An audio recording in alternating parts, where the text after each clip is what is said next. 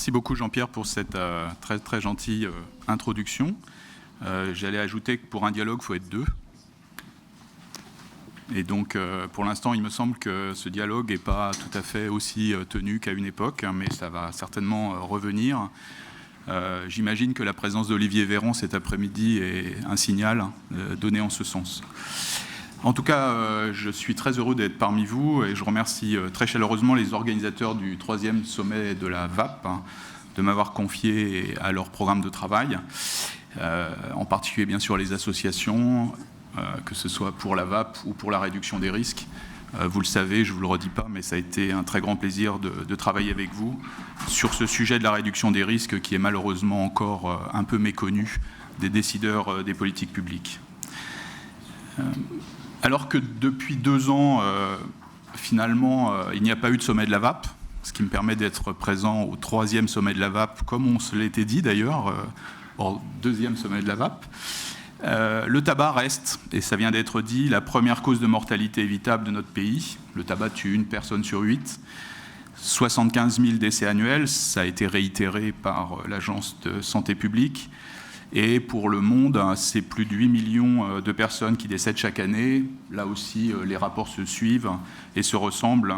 Là, c'est celui de l'OMS qui nous l'indique.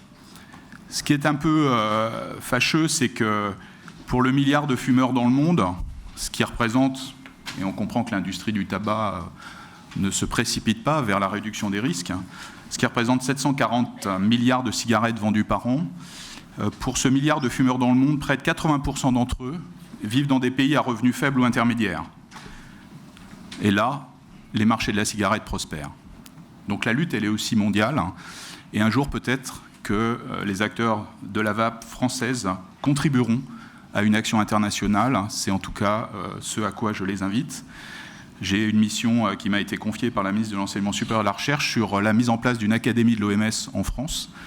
Et peut-être qu'on pourra faire évoluer aussi l'OMS sur cette question, mais je vais y revenir.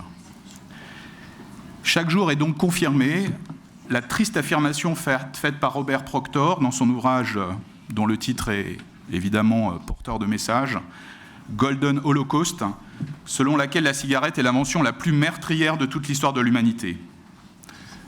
Ce qui est embêtant, c'est que dans un monde où circulent des informations très contradictoires, l'enquête BVA qui vient de vous être présentée délivre un résultat catastrophique.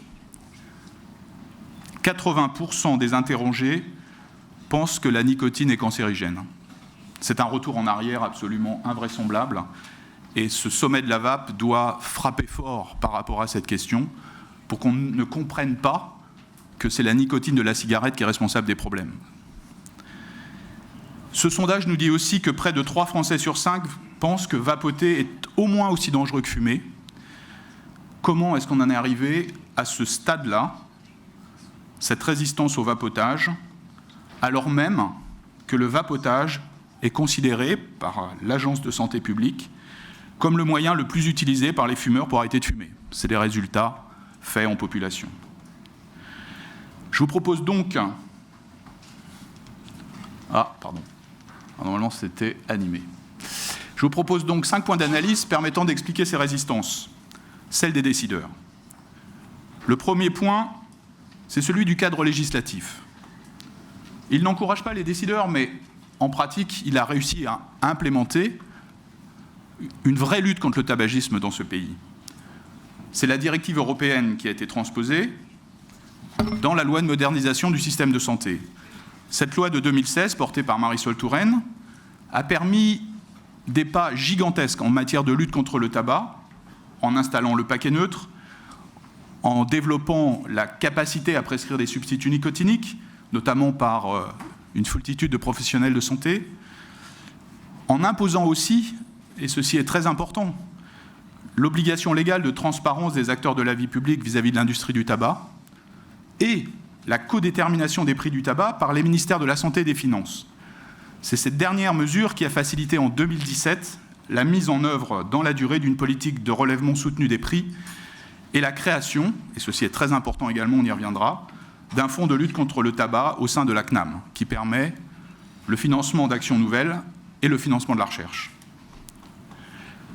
La politique volontariste de 2016 qui s'est accompagné de marketing social, et en particulier du lancement de l'opération Moi sans tabac, a clairement permis d'obtenir 1 million de fumeurs en moins, de fumeurs quotidiens, entre 2016 et 2017. L'augmentation des prix, à laquelle je faisais référence en 2017, a permis d'engranger à nouveau 600 000 fumeurs de moins, c'est-à-dire qu'en 2 ans, entre 2016 et 2018, le nombre de fumeurs a baissé d'1,6 million, ce qui était évidemment une baisse historique. Une baisse de la prévalence de 4 points amène donc aujourd'hui la prévalence en population, prévalence moyenne, il reste des inégalités sociales, je ne vais pas détailler, à 25,4%, ce qui dit que l'objectif initial du PNRT de 2014 est en passe d'être atteint, puisqu'il prévoyait une prévalence à moins de 20% à l'horizon 2024. C'est atteignable. Mais le vapotage doit prendre une place très forte pour cette atteinte. Je parlais du cadre législatif. Le Code de santé publique traite de la lutte contre le tabagisme, a bien inscrit un chapitre qui s'appelle « Les produits du vapotage » et il est distinct du chapitre historique des produits du tabac. Et des distinctions ont bien été apportées entre tabagisme et vapotage, en particulier, et nous y avons travaillé ensemble, sur les lieux publics de consommation. Mais il n'en est pas de même, toutefois, sur d'autres chapitres qui restent probablement à faire avancer. Un chapitre, par exemple, comme celui de la publicité et de la propagande pour favoriser l'incrémentation de l'utilisation du vapotage au niveau du grand public et changer cette perception que le sondage nous a rapportée. La mise en place du cadre législatif aura aussi servi de contexte favorable à cette politique publique tournée vers le recours au vapotage pour le sevrage. Les ventes de tabac ont baissé de 1,4% entre 2016 et 2017. J'en profite pour remercier le directeur général des douanes de l'époque, Rodolphe Gins, qui a été particulièrement transparent sur l'évolution des ventes du tabac, ce qui n'était pas le cas précédemment. Et ces ventes du tabac ont à nouveau baissé de 10% entre 2017 et 2018. La vente des substituts nicotiniques a augmenté de 28,5% et les ventes du produit du vapotage auront augmenté de 15% en 2017 et de 21% en 2018 selon une étude Zerfi récente. Souhaitons que ce progrès ne suive pas d'une stagnation telle qu'elle est annoncée pour la rentrée de septembre. Le vapotage permet de réduire, ça a été dit dans l'introduction, le nombre de fumeurs de 100 000 par an en moyenne. Une estimation de l'Agence de santé publique en remercie pour avoir mis à disposition des informations sur le tabagisme maintenant, et ceci depuis 2014, de manière annuelle. Il est possible d'estimer une baisse des dépenses d'assurance maladie par le vapotage, qui ne coûte rien à l'assurance maladie, de 100 millions d'euros par an. Si on part sur la base, soit 700 millions sur 7 ans, si on part sur la base prudente de dépenses liées au tabac d'environ 13 milliards d'euros par an, chiffre 2017, et un nombre de fumeurs quotidiens de l'ordre de 13 millions, soit un coût de 1 000 euros par fumeur et par an. Ce type d'objectif est certainement à avoir à l'esprit, même si la santé dépasse beaucoup la question du coût. Mais là, on a un engagement qui ressemble aussi à ce qui peut être favorable à la société. C'est le langage qui nous permet d'être entendus par les autorités de santé publique. La réalité d'une telle économie par le tabac devra être mesurée, mais elle devrait être rapidement appréciable. Tout particulièrement en matière de risque cardiovasculaire, ça a été dit, mais des études récentes, et en particulier des études publiées par le JAMA, par Duncan et collaborateurs, montrent que le risque est diminué de près de 40% à seulement 5 ans du début du sevrage. Donc on a un enjeu qui est en quelques années, et il est évidemment tout à fait indispensable que nous puissions nous concentrer sur des outils qui permettent effectivement cette réduction drastique du tabagisme.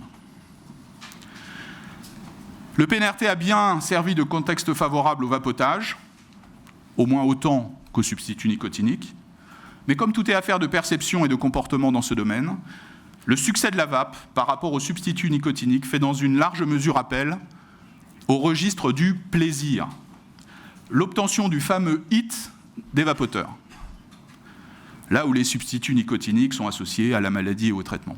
Ça, c'est une différence considérable. Et d'ailleurs, on a des données probantes qui confirment bien la supériorité du vapotage sur les substituts nicotiniques pour aider au sevrage.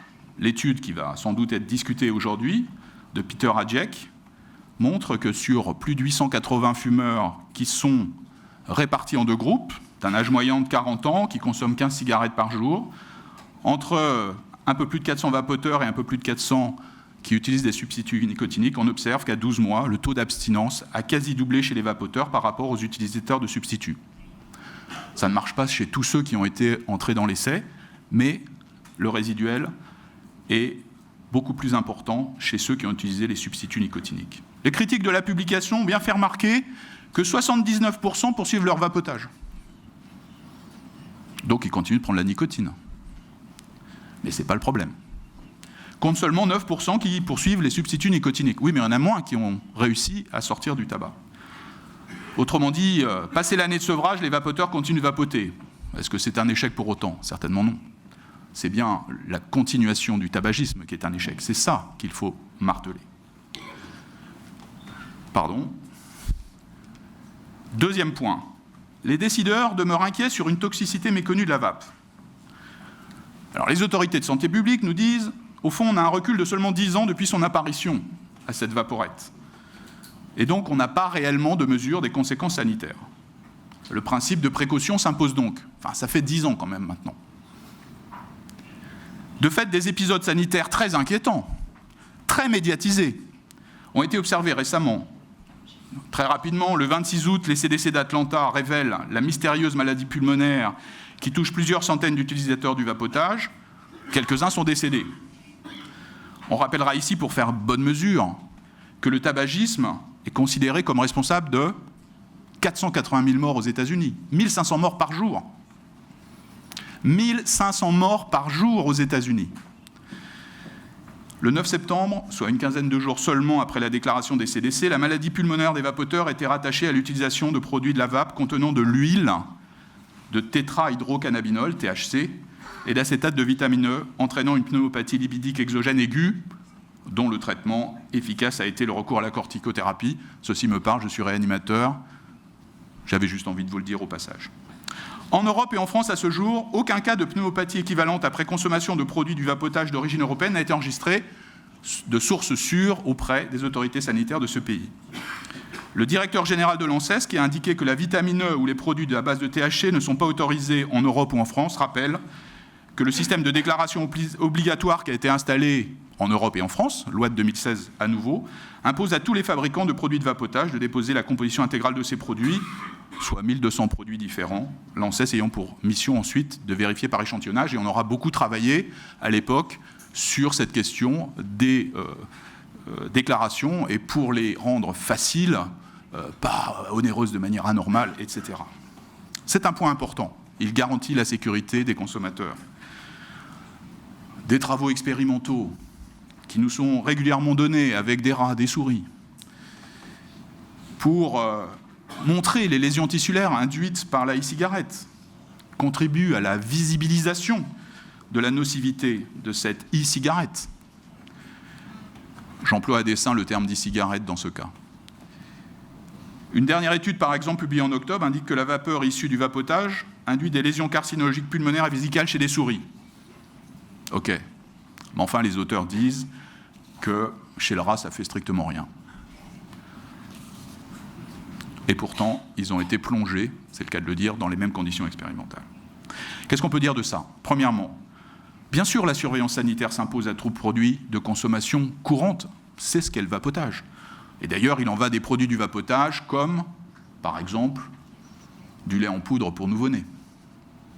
Rappelez-vous l'affaire Lactalis. Deuxièmement, que la recherche et son financement doivent favoriser les études de cohorte chez l'humain. Ça, c'est très important. Et ça, c'est à vous aussi de favoriser l'émergence de travaux de recherche, de favoriser l'apparition d'équipes de recherche, on va y revenir. Troisièmement, rappelez quand même que les e-liquides ne contiennent pas les plus de 4000 substances chimiques du tabac fumé, parmi lesquelles des irritants, des produits toxiques, goudron, monoxyde de carbone, etc., et plus de 50 substances qui peuvent provoquer ou favoriser l'apparition du cancer, tel que rapporté par l'OMS. L'Organisation de la santé considère d'ailleurs que toutes les formes de consommation du tabac sont nocives, y compris les produits de tabac chauffé. Ils ne rapportent rien en termes de nocivité sur les produits du vapotage. Ils disent « attention, attention, on ne sait pas ». Troisième point. Les décideurs estiment que l'usage de la vape se prolonge au-delà du sevrage tabagique. Ah, ça c'est un gros péché. Une partie des utilisateurs des produits de vapotage sont des fumeurs qu'on appelle des utilisateurs doubles. Ça c'est encore pire. Car ils consomment en alternance des cigarettes traditionnelles et des produits du vapotage. Selon les résultats du dernier baromètre de l'Agence de santé publique, toujours, on remerciera beaucoup cette agence pour ses travaux, les utilisateurs doubles étaient moins de 1% à n'avoir jamais fumé. 26% de ces utilisateurs doubles ont baissé de moitié leur consommation avec le vapotage, contre seulement 11% parmi les fumeurs exclusifs. Parmi les utilisateurs doubles, 23% ont fait une tentative d'arrêt d'au moins 7 jours, contre seulement 11% des fumeurs. Donc, toujours un avantage quand même si on reste, hélas, dans une double prise, toujours un avantage quand même au fait que le vapotage puisse s'installer. Voilà, ne condamnons pas d'avance, essayons d'aller toujours plus loin pour que le vapoteur puisse se débarrasser définitivement du tabagisme. Mais c'est par une action comportementale, par un accompagnement militant qu'on peut arriver à ça. Et alors, de manière très intéressante, vous savez qu'il est en général indiqué que même une petite consommation de tabac, 1 à 5 cigarettes par jour, est associée à une augmentation des risques pour la santé. Oui, mais l'étude référencée le plus souvent pour étayer cette affirmation, une étude de 2003, montre que le risque relatif de développer un cancer du poumon est bel et bien réduit par un facteur, pas 2, pas 5, pas 10, mais 15, quand on diminue le nombre de cigarettes d'un paquet par jour à 5 cigarettes ou moins par jour. Ça veut dire quoi? Ça veut dire que la réduction, elle est quand même là, au rendez-vous, par un effet dose. Alors ceci est pour le cancer du poumon et pour toutes les causes de cancer. Pour le risque cardiovasculaire, c'est moins net, il faut être honnête. Mais néanmoins, on ne peut pas juste affirmer que c'est tout ou rien. Voilà, c'est aussi une progressivité, et ceci est très important. 4e point. Les jeunes entreraient dans une nouvelle addiction, celle de la vape. Elle engagerait vers une renormalisation du tabagisme. Encore l'alerte médiatique qui vient des États-Unis. Effectivement, ils ont observé que l'usage de la cigarette électronique a doublé chez les adolescents américains entre 2007 et 2019. L'Institut national américain dédié à la toxicomanie attribue cette hausse à une cigarette électronique particulière qui s'appelle le Juul, qui a été proposée par Juul Labs. Et cette vaporette d'un nouveau style est en passe de devenir, ou est devenu, le numéro 1 de la cigarette électronique dans ce pays. Qu'en sera-t-il de la France ? Alors même, ou qu'en est-il de la France, alors même que cette e-cigarette a été rendue disponible chez nous depuis décembre 2018, c'est une question que je vous pose. Là, nous avons à remarquer que Juul Labs, une start-up créée en 2015, s'est mariée avec Altria, dont le propriétaire est Marlboro. Ils ont donc créé un consortium d'intérêts entre l'industrie du tabac et du vapotage qui n'est pas sans nous susciter des interrogations et des inquiétudes. Alors même que l'OMS nous recommande évidemment de ne pas être influencé par les intérêts commerciaux liés aux inhalateurs électroniques, mais en particulier lorsqu'ils sont proposés par l'industrie du tabac. Cette vigilance, elle est aussi dans vos mains. Je pense que c'est très important que vous en ayez conscience. Alors en France, il y a bien une augmentation de l'utilisation des produits du vapotage chez les jeunes collégiens et lycéens de 11 à 18 ans. C'est l'enquête en classe de l'OFDT qui montre que l'expérimentation est passée d'un tiers des jeunes sondés à la moitié en 2018, mais que seulement une minorité a essayé le vapotage sans avoir expérimenté avant l'usage du tabac. Ça augmente un peu, presque 10% maintenant contre seulement 4% en 2015. L'étude Pétale, qui fait partie de ces études qui ont été financées par les programmes de recherche proposés par le Fonds Tabac, OFDT INSERM, confirme effectivement que la moitié des adolescents de 17 ans ont expérimenté le vapotage et que 59% d'entre eux l'ont fait pour la cigarette. La moitié d'entre eux sont des fumeurs quotidiens, ils sont rentrés dans une logique de sevrage. 7,7% d'entre eux n'ont jamais expérimenté le tabac et seulement 2% d'entre eux font état d'un usage régulier. Le professeur Levy, qui est ici avec nous, de l'université Georgetown de Washington, montre qu'en réalité, il n'existe pas entre 2011 et 2018 chez les jeunes Américains d'augmentation du tabagisme résultant du vapotage. Alors même que la réduction du tabagisme chez eux, chez les jeunes Américains, a bel et bien baissé depuis 2004 et qu'elle continue de le faire, et voire même que ceci s'est accéléré depuis 2011. Les résultats présentés par Léonie Brose du King's College sont consistants avec ces données. Elles montrent que le vapotage n'est utilisé que chez 5% des 16-17 ans et en majorité par des fumeurs habituels.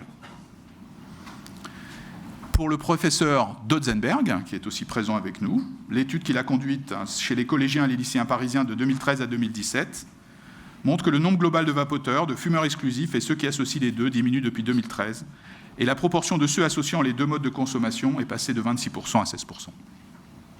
Rien ne confirme donc aujourd'hui que les produits du vapotage peuvent servir chez les jeunes de passerelle vers le tabagisme ou faciliter la renormalisation du tabagisme en société, comme le craint le dernier rapport de l'OMS et comme nous pourrions le craindre nous-mêmes, pour être honnête.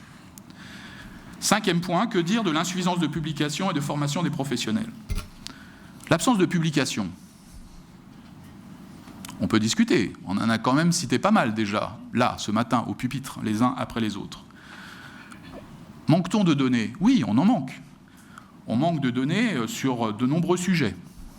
Le financement de la recherche dans le domaine du vapotage constitue un enjeu considérable, car sont cruciales les questions relatives à l'observation de l'amélioration de la santé des vapoteurs anciens fumeurs, oser mesurer cet effet, je parlais tout à l'heure de la réduction sur le risque cardiovasculaire par exemple, aux effets du vapotage au long cours aux sujets relatifs aux sciences humaines et sociales, permettant d'approfondir ce qui s'apparente à un nouveau comportement de vie et comprendre mieux comment ces dispositifs sont rentrés dans nos sociétés.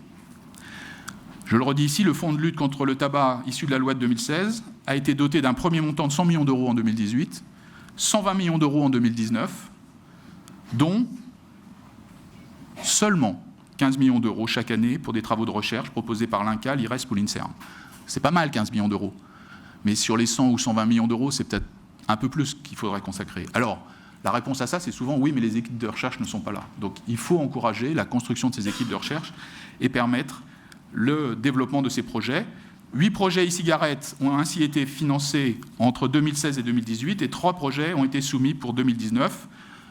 Pétale, que j'ai référencé tout à l'heure, ElectraShare Trajectories, la cigarette électronique chez des jeunes, adultes, trajectoire d'usage et facteurs associés, l'étude SIC Electra, une étude longitudinale des trajectoires de consommation de cigarettes électroniques et de tabac dans l'accord de Constance, IMI, marketing et e-cigarettes, Respire, impact respiratoire d'exposition à long terme à la cigarette électronique, qui a d'ailleurs un volet animal. On notera, et je le dis ici à dessein, qu'il n'y a pas d'études, en l'état de ce que j'ai lu, qui s'intéressent aux données sur l'impact sanitaire du sevrage tabagique par le vapotage. Et ça, je pense que c'est important de pouvoir en faire. Alors, c'est plutôt la formation qui est déficiente, en fait. La prise de conscience que nos professionnels du soin sont insuffisamment formés à la promotion de la santé est aujourd'hui une évidence. On ne peut, à ce titre, que se féliciter de la mise en place du service sanitaire.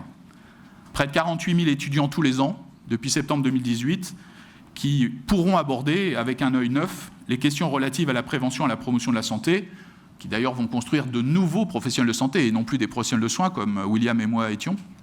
Excuse-moi, William, mais tu n'es devenu un professionnel de santé qu'après.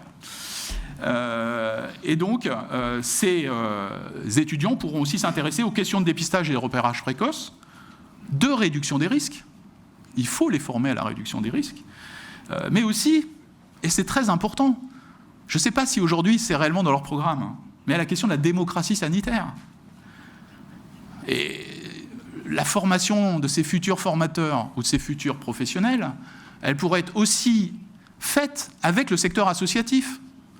Voilà, on peut aussi vous demander de participer à la formation de ces futurs professionnels de santé. C'est ça la démocratie sanitaire. Dans ce domaine, il reste à espérer que les sujets de formation aux questions de lutte contre le tabac seront abordés courageusement et que les questions de la formation de tous les professionnels de santé à toutes les ressources utilisables pour le sevrage, en particulier le vapotage, seront bien au rendez-vous des programmes. Ayez la vigilance de regarder ce que fait le service sanitaire aujourd'hui. Essayez de vous rapprocher de ceux qui se forment par le service sanitaire. C'est un enjeu d'avenir considérable. En conclusion, alors juste pour dire, avant de passer à la conclusion, c'est que dans cette salle, des associations ont démontré leur capacité à rentrer dans la sphère de la santé publique, de la formation ou du changement, de l'évolution du système de santé publique. Je veux citer FIVAP et EDUS, qui ont proposé la construction d'une commission de la norme du vapotage à l'AFNOR. C'était très important, puisque ça a permis effectivement de réguler de manière normative, et donc de protéger les consommateurs vis-à-vis de l'utilisation de la vape. Mais on peut citer aussi, et je ne pourrais pas citer tout le monde, la vape du cœur, qui, par la distribution de matériel de vapotage à des milieux qui ont des ressources financières égales à zéro ou pas loin, ont permis effectivement le développement du sevrage dans ces secteurs particuliers. Ce qui leur a permis d'ailleurs d'être reconnus comme une association d'intérêt général et par là même de bénéficier du crédit d'impôt. Voilà. Tout ça, c'est la réalité aussi d'une dynamique qu'est la dynamique associative. Au total, aujourd'hui, on a le paradoxe d'un principe de précaution qui s'oppose à une méthode de réduction des risques. Si nous assistons bien à une intégration de la cigarette électronique dans les programmes de lutte contre le tabagisme, les pouvoirs publics le reconnaissent-ils ? La position de précaution à l'égard du vapotage, persistante, est à double tranchant. D'un côté, elle évite au pouvoir public d'être un jour accusé d'avoir promu une consommation dangereuse pour la santé, si jamais des effets nocifs du vapotage devaient in fine être mis en évidence. De l'autre, elle expose ces mêmes pouvoirs publics à n'avoir pas favorisé le vapotage comme une solution de substitution au tabagisme permettant d'éviter millions de morts et de maladies. Autrement dit, l'utilisation du vapotage est encouragée par les pouvoirs publics, de manière indirecte, par un dialogue plus ou moins important, en particulier avec les agences de santé publique, mais sans faire l'objet d'une véritable déclaration officielle. Et pourtant, les associations, les militants pro-vape ont été sollicités pour jouer un rôle dans les dernières campagnes de Moi sans tabac. J'espère que c'est vrai pour 2019. Ça va commencer le 1er novembre. Et sont intégrés au comité de coordination du programme national de lutte contre le tabac. Mais il faudrait se rappeler que ces mêmes associations prônent le mode d'encadrement britannique du vapotage. En effet, la stratégie suivie par la Grande-Bretagne, ainsi que celle du Canada et de la Nouvelle-Zélande, est pro-vape. Et les Stop Smoking Service placent la e-cigarette, d'ailleurs une terminologie que le NHS veut définitivement bannir, et ils sont en train de réfléchir à quelle terminologie utiliser, place donc le vapotage comme l'outil le plus utilisé pour engager le sevrage. Le NHS, National Health Service pour les Royaumes-Unis, indique que le vapotage doit être proposé par les professionnels de santé. Voilà, on peut penser qu'on est encore un peu loin de cela. De même, l'interdiction d'être qualifié de produit du sevrage tabagique ne pèse pas sur la cigarette électronique britannique, alors qu'elle s'applique à son homologue française. Pour conclure, de ces 5 points d'analyse, 5 points d'analyse qui sont un peu comme les 5 doigts de la main du vapoteur. Le vapotage se présente aujourd'hui comme un outil de réduction des risques efficace, adopté par des consommateurs responsables et désireux d'éviter les pratiques nocives pour leur santé. Vous êtes des anciens fumeurs quand vous êtes des vapoteurs engagés et vous avez ce militantisme dans la peau parce que vous ne voulez pas qu'on vous confonde ou qu'on vous associe avec un fumeur parce que vous savez que c'était nocif pour vous-même. L'utilité pourrait être enfin confortée par une décision publique d'encourager son recours reconnu comme outil de sevrage tabagique. Souhaitons que le sommet de la vape de cette année puisse permettre cette avancée. Je vous remercie pour votre attention. Bon congrès à tous.